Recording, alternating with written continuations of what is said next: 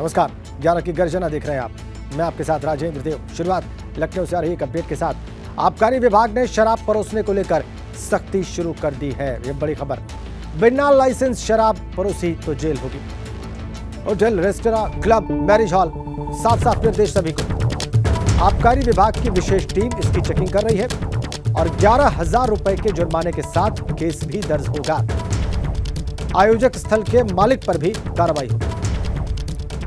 ये बड़ी अपडेट लखनऊ से।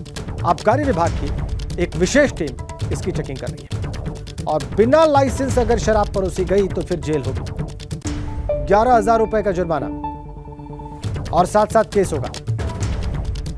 ये निर्देश दे दिए गए हैं सभी को, hotel, restaurant, club, marriage hall सभी को। हमारे संवाददाता विवेक त्रिपाठी और ज्यादा जानकारी देंगे इस निर्देश के बारे में, इस कदम के बारे में, और वो इस वक्त हमारे साथ जुड़ चुके हैं। विवेक, का क्या जानकारी आपके पास है इस निर्देश के बारे में? देखिए राजन, अभी तक जो पार्टियां होती थी, चाहे वो होटल में हो, क्लब में हो, या रेस्टोरेंट में हो, या जो पार्कों में शादी बारात और पार्टियां हो जाती हैं, उसमें भी सार्वजनिक पार्क जो होते हैं वहां भी कई कार्यक्रम होते हैं, कम्युनिटी हॉल होते हैं, वहां इस तरह की पार्टियों में शराब अक्सर अमूमन परोसी ही जाती है। कोई भी शादी ऐसी 90% शादियां होती है जिसमें शराब एक चलन हो गया है, एक रिवाज हो गया है।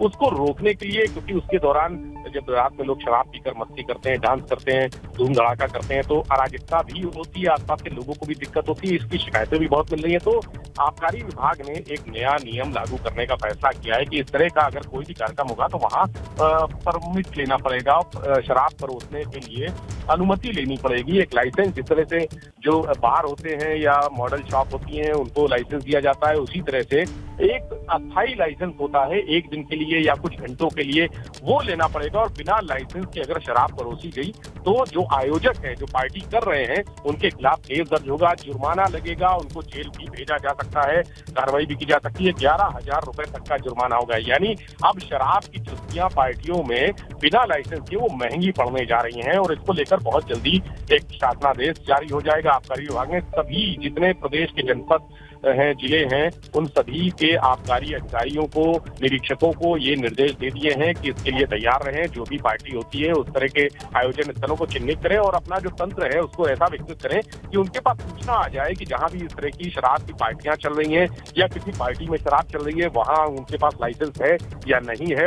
इस लाइसेंस की प्रक्रिया क्या होगी ये अभी तय होना बाकी है। कैसे, कहां पर जाएगा जो आयोजक है पार्टी का, उसको कहां जाना होगा, क्या कोई फॉर्म भरना होगा, उसका कितना शुल्क होगा, ये अभी तय होना बाकी है। लेकिन इसकी तैयारी पूरी हो गई और बहुत जल्द संभावना है कि इसको अगले सप्ताह तक इसका पूरा प्रोफार्मा तैयार हो जाएगा और उसके बाद काफी आबकारी विभाग हैं, जो स्थानीय जिलों के जनपदों के आबकारी कार्यालय हैं, वहां पर इसकी जानकारी दे दी जाएगी और उसका सोशल मीडिया पर प्रचार प्रसार भी कर दिया जाएगा कि अगर किसी को पार्टी करने के लिए लाइसेंस लेना है, शराब पिलाने के लिए लाइसेंस लेना है पार्टी में, तो वो उसकी प्रक्रिया क्या है, उसके लिए फॉर्म क्या है, कहाँ मिलेगा फॉर्म, कैसे भरा जाएगा, किसको जमा किया जाएगा, कितना शुल्क होगा, ये सभी तैयारियां अगले हफ्ते तक पूरी करके ये प्रक्रिया शुरू की जाएगी। यानी जो आबकारी विभाग की विशेष टीम है वो इसके लिए लगाई जाएंगी। जहां पे पार्टी हो रही है, अगर किसी ने अनुमति नहीं ली है तो पार्टी जो विशेष टीम है वो लगा के कार्रवाई की जाएगी। बहुत धन्यवाद आपका।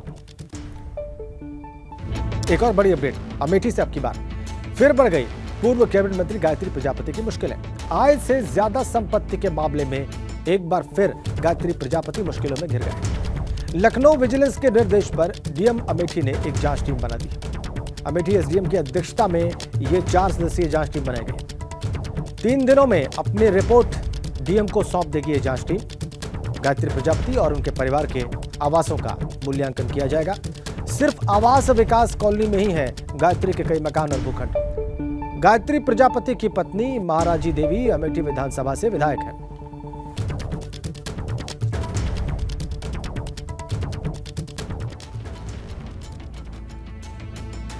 इधर फतेहपुर में बुलेट की तेज आवाज का विरोध करना एक परिवार को बहुत महंगा पड़ गया और लाठी डंडों और धारदार हथियार से लैस बेखौफ दबंगों ने मां और बेटे को जमकर पीटा है। मारपीट की सूचना के बाद भारी पुलिस फोर्स मौके पर पहुंची है।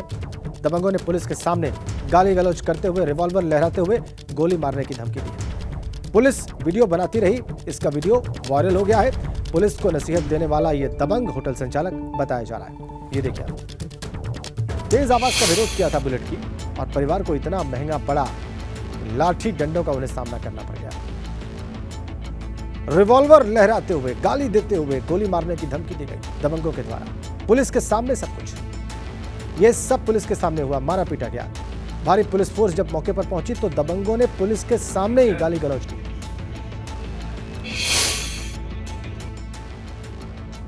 उसी बीच में हेमंत और उसके कुछ साथियों ने मुझे पटेल नगर चौराहे पर रोककर पहले मुझे डंडे से मारा पहले, और मुझे अंदर तक घसीट के ले गए। मेरे पास मेरी जो चैन थी वो भी मेरे से छिना ली गई, अब और मेरे पैसे थे कुछ, वो भी छिना लिए गए। उसके बाद पुलिस ने इस मामले पर क्या कार्रवाई की? पुलिस पहले तो प्रशासन उन्हीं के साथ देता रहा। तो मुझे जैसे मैं दवा खा के लेट गया था, मुझे जैसे खबर आई तो मैं घर से तुरंत नंगे पैर भागना, लोअर पहने था, शर्ट पहने था, और अपनी सुरक्षा के लिए अपना लाइसेंसी रिवॉल्वर लेके गया था। और बार बार मैं जब पहुंचा तो वहाँ पुलिस थी, तो मैं कह रहा था मेरे लड़के को छुड़ाओ और नहीं तो मैं इन सबको गोली मार दूंगा। आगे बढ़ते हैं। लखनऊ के इको गार्डन में मजदूर किसान महापंचायत का आयोजन किया गया है। सरकार पर वादा खिलाफी के आरोप में महापंचायत का आयोजन किया गया और इसमें हजारों की संख्या में किसान पहुंचे हुए हैं। भारतीय किसान यूनियन के राष्ट्रीय प्रवक्ता राकेश टिकैत भी इसमें शामिल होंगे। ये बड़ी अपडेट हम आपको दे दें, लखनऊ से इस वक्त हमारे पास है। हजारों किसान इसमें शामिल होने के लिए पहुंचेंगे, राकेश टिकैत भी, और दोपहर 2 बजे का वक्त बताया जा रहा है जब राजभवन का घेराव होगा। पूरे देश में जितनी भी राजधानियां हैं राज्यों की, वहां पर राजभवन के घेराव की योजना है किसान संगठनों की, चूंकि आज ही किसान आंदोलन शुरू हुआ था और उत्तर प्रदेश में भी यह हो रहा है। और ये सब होगा उत्तर प्रदेश में राकेश टिकैत के नेतृत्व में। किसानों का हल्ला बोल जी। लखनऊ में आज किसानों की महापंचायत है। इको गार्डन में यह महापंचायत होगी। आरोप लगा रहे हैं किसान सरकार पर वादा खिलाफी का। राजभवन के घेराव की योजना है और हजारों किसानों के जुटने की संभावना व्यक्त की जा रही है। कुछ और तथ्य आपको बता देते हैं इस घेरा डालो मिशन के बारे में, किसानों के हल्ला बोल के बारे में। किसानों की महापंचायत है आज और इको गार्डन में यह होगी। जैसा कि हम आपको वेन्यू शुरू से बता रहे हैं, सरकार पर वादा खिलाफी का आरोप ये किसान लगा रहे हैं और इसीलिए आज हजारों किसान जो है इकट्ठे होंगे लखनऊ में इको गार्डन में। उसके बाद राजभवन का घेराव होगा इन किसानों के द्वारा और हजारों किसानों के जुटने की संभावना है। राकेश टिकैत की मौजूदगी में यह प्रदर्शन होगा और जब राजभवन का घेराव होगा तो राकेश टिकैत भी होंगे वहां पर, और इसीलिए लखनऊ में सुरक्षा के पुख्ता इंतजाम किए गए हैं। इसी प्रदर्शन को देखते हुए, इसी घेराव को देखते हुए, और ये निश्चित रूप से लखनऊ पुलिस के लिए और लखनऊ प्रशासन के लिए एक चुनौती होगी। बड़ी संख्या में हजारों किसानों के जुटने की बात कही जा रही है। वादा खिलाफी का आरोप है सरकार के ऊपर किसानों का। घेराव की योजना है राजभवन के। हजारों किसानों के जुटने की आशंका, हल्ला बोल किसानों का।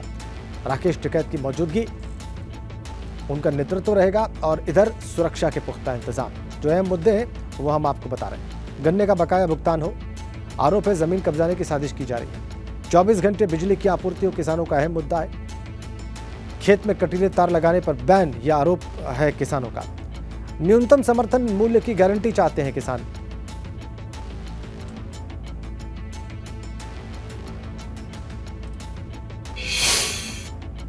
संयुक्त किसान मोर्चा की महापंचायत में प्रदेश भर से हजारों किसान आज इको गार्डन पहुंच गए हैं। कुछ देर में कार्यक्रम शुरू होगा और आपको दिखाते हैं नज़ारा यहाँ इको गार्डन का। अलग अलग जनपदों से आए हैं किसान, अपनी मांगों को लेकर आए हैं। और आज 26 नवंबर यानी 26 नवंबर 2 साल पहले जब कृषि कानून के विरोध में दिल्ली में आंदोलन की शुरुआत हुई थी, आज उसका दूसरा साल है और यहाँ जो किसानों की समस्याएं हैं उनको लेकर यहाँ किसान एकजुट हुए हैं। बहुत सारी समस्याएं जो लगातार चल रही हैं प्रदेश में, किसानों को लेकर तमाम मुद्दे आज चल रहे हैं, उनको लेकर यहाँ किसान एकजुट हुए हैं। और इस महापंचायत के माध्यम से आवाज़ उठाई जाएगी, सरकार से संपर्क साधा जाएगा। और यहाँ राकेश टिकैत भी कुछ देर में आएंगे, जो संयुक्त किसान मोर्चा के राष्ट्रीय प्रवक्ता हैं, वो यहाँ पहुँचेंगे। प्रदेश भर के तमाम बड़े किसान नेता पहुँचेंगे। हमारे साथ जो कार्यक्रम के आयोजक हैं वो मौजूद हैं, आलोक वर्मा। आलोक जी, आज क्या कार्यक्रम है यहाँ पर? देखो, आज जो है 26 नवंबर है। 26 नवंबर को हमारे आंदोलन की दूसरी बरसी है और सरकार ने हमसे जो भी वादे किए थे, सरकार ने वादे पूरे नहीं किए। हम सरकार को अपना वादा कह रहे हैं कि अपना वादा निभाइए और मैं सरकार को ये भी कहना चाहता हूँ कि जो दिल्ली में आंदोलन चला 13 महीने में, उसमें 750 किसान भाई हमारे शहीद हो गए। सरकार ने कहा था उनको शहीद का दर्जा देंगे, उनको मुआवजा देंगे, उनको शहीद का दर्जा देंगे, परिवार को नौकरी देंगे, लेकिन सरकार ने उस पर आज तक विचार नहीं किया। कई जगह चौराहे हैं, वहाँ पर फोर्स लगाई गई है, बैरिकेडिंग कर दी गई है, घेराबंदी कर दी गई है। कोशिश ये है कि किसानों से बातचीत करके, जो राकेश टिकैत है उनसे बातचीत करके इनका जो आंदोलन है, जो महापंचायत है, उसको शांतिपूर्वक तरीके से निपटाया जाए। कैमरा से राजू के साथ विवेक त्रिपाठी, एबीपी गंगा, लखनऊ। एक बड़ी अपडेट महाराजगंज से इस वक्त हमारे पास है। नौतनवा के पास मालगाड़ी की एक बोगी डिरेल होने की खबर आ रही है। किसी जानवर का मांस का टुकड़ा फंसने से ये बोगी डिरेल हो गई है, लेकिन राहत की बात यह कि जान माल के किसी नुकसान की कोई खबर वहां से नहीं है। विशाखापत्तनम से नौतनवा आ रही थी मालगाड़ी, जब डिरेल हुई है उसकी एक बोगी। ये बताया जा रहा है कि किसी जानवर के मांस का टुकड़ा फंसने से ये बोगी डिरेल हुई है। संजय हमारे संवाददाता हमारे साथ हैं, वो ज्यादा जानकारी देंगे। संजय, क्या जानकारी है आपके पास? जी, हम बताना चाहेंगे कि ये जो रेलवे ट्रैक था, जो इससे एक मांस का टुकड़ा वहां पे मिला है और उससे उसी में फंस के ये बोगी उतर गया। हालांकि अभी रेलवे प्रशासन इससे कुछ अधिकृत नहीं बता रहा है, इसकी इंक्वायरी करी जा रही है और रेलवे ट्रैक की जांच ये टीम कर रही है और रेलवे के उच्च अधिकारी भी मौके पे पहुंच चुके हैं। और ये बताया जा रहा है कि ये विशाखापत्तनम से ये नौतनवा आ रही थी ये मालगाड़ी, और इसमें क्या लगा था अभी ये क्योंकि बंद है डब्बा, इसमें जानकारी नहीं हो पा रहा कि क्या लगा था, और रेलवे के अधिकारी जांच में जुटे हुए हैं। किस जानवर के मांस का टुकड़ा था जिसकी वजह से पूरी बोगी डिरेल हो गई, इस पर जरा विस्तार से बताएं संजय। अब इसमें ये बताया जा रहा है कि जैसे जो छुट्टा पशु होते हैं वो शायद रहे होंगे। अभी एक क्वेरी करी जा रही है, अभी इससे पुख्ता कोई जानकारी नहीं मिल पा रही है तो ये किस जानवर का था। लेकिन ये बताया जा रहा है, प्रथम दृष्टया बताया जा रहा है कि ये छुट्टा पशु जो घूमते हैं वो अचानक आ गए, जिससे ये घटना हो गई।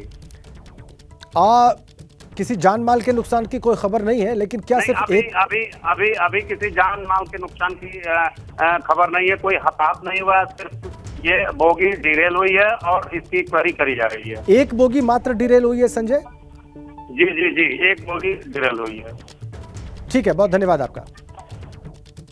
महाराजगंज से खबर है, विशाखापत्तनम से नौतनवा जा रही थी मालगाड़ी, उसकी एक बोगी डिरेल हुई है। किसी जानवर के मांस का टुकड़ा ट्रैक पर था ये कहा जा रहा है और इसकी वजह से ये बोगी डिरेल हुई है, लेकिन किस जानवर के मांस का टुकड़ा वहां पर था, क्या असल में हुआ, इसकी जांच की जा रही है। रेलवे की टीम वहां पर है। बताया जा रहा है कि मालगाड़ी विशाखापत्तनम से नौतनवा जा रही थी और एक बोगी उसकी डिरेल हो गई है। ये ताज़ा अपडेट है महाराजगंज से, लेकिन राहत की बात, शुक्र की बात यह है कि इसमें जान माल के किसी नुकसान की कोई खबर नहीं है। किस जानवर के मांस का टुकड़ा था यह भी स्पष्ट नहीं है अभी।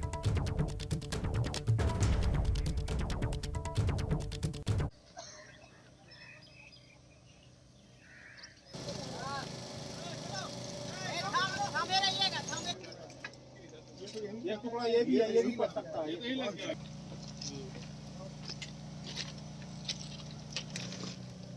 उसको बेटा देना। अरे हाथ से हटाओ उसको।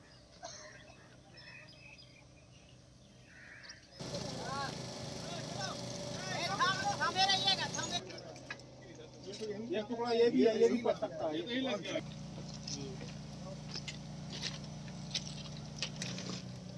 उसको बेटा देना।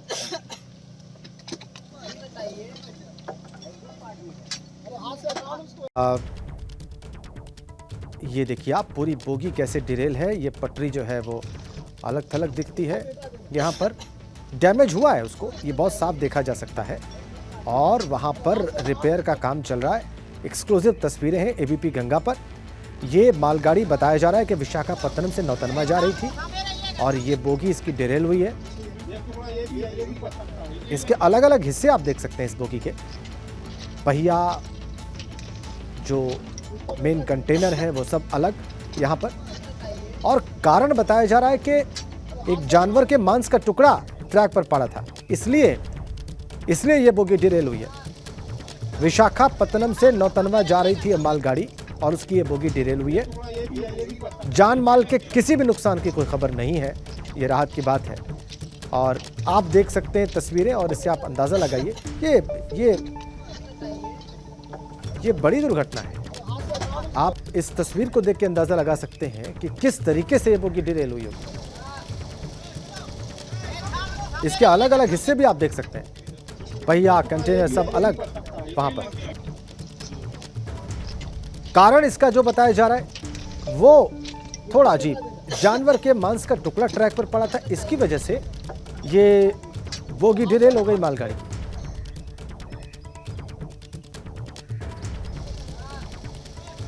जान माल के नुकसान की कोई खबर नहीं है। ये रात की बात, तस्वीरें एक्सक्लूसिव महाराजगंज से।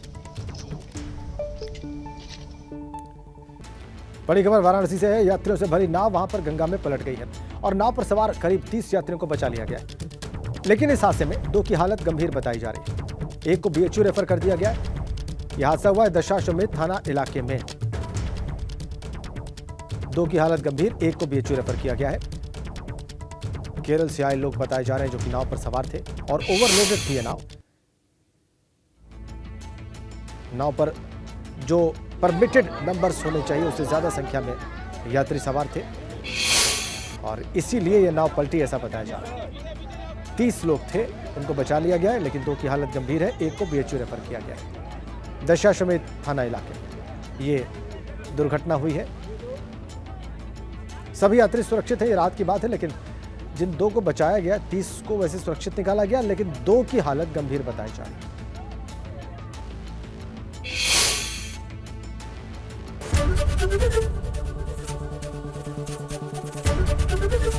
एबीपी गंगा, खबर आपकी, जुबान आपकी।